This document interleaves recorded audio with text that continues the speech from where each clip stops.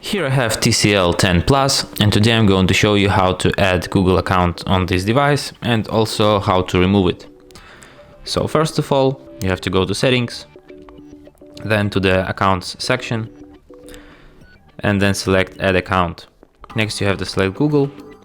You will of course need the internet connection for this operation.